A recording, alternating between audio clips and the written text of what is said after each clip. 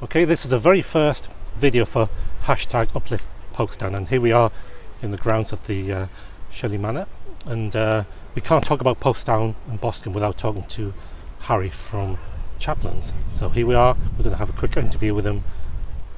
So Harry, welcome. Hello there. So what does Folkestone and Boscombe mean to you? Oh, well, I love Boscombe. I love Boscombe from the moment I came to it. So I came down here from London, from Croydon and Brixton, and I lived in Brighton before that. So I was returning back to the sea, and Boscombe reminded me of London. You know, it was much more diverse. You know, range of people, culturally diverse. It was really interesting, a little bit edgy. So yeah, I loved it from the moment I saw it. Because people do have misconceptions about the area. What would you say to counteract that?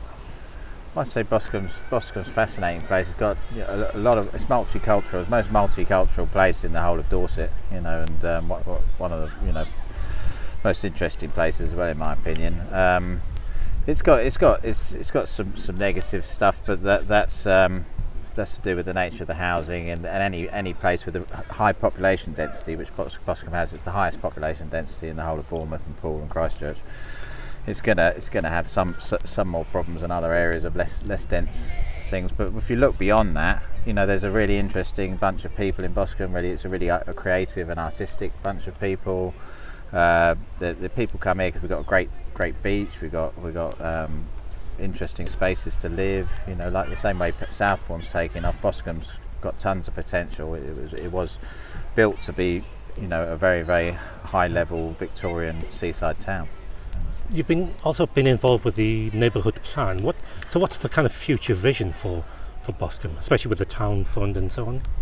Well, yeah, the neighbourhood plan was really the community building planning law for themselves. So with a lot of consultation, we've come up with 11 new planning policies to try and mitigate some of to have more family housing, less HMO type housing, you know, to address that problem, which is really the fundamental problem in Boscombe.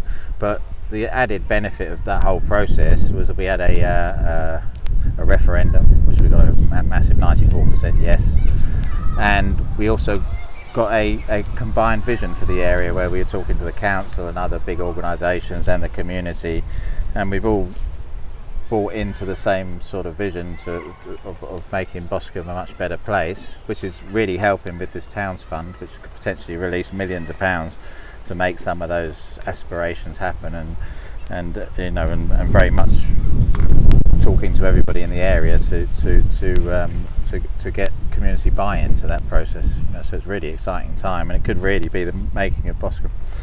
What kind of businesses do you think have huge potential to come here and set up their base?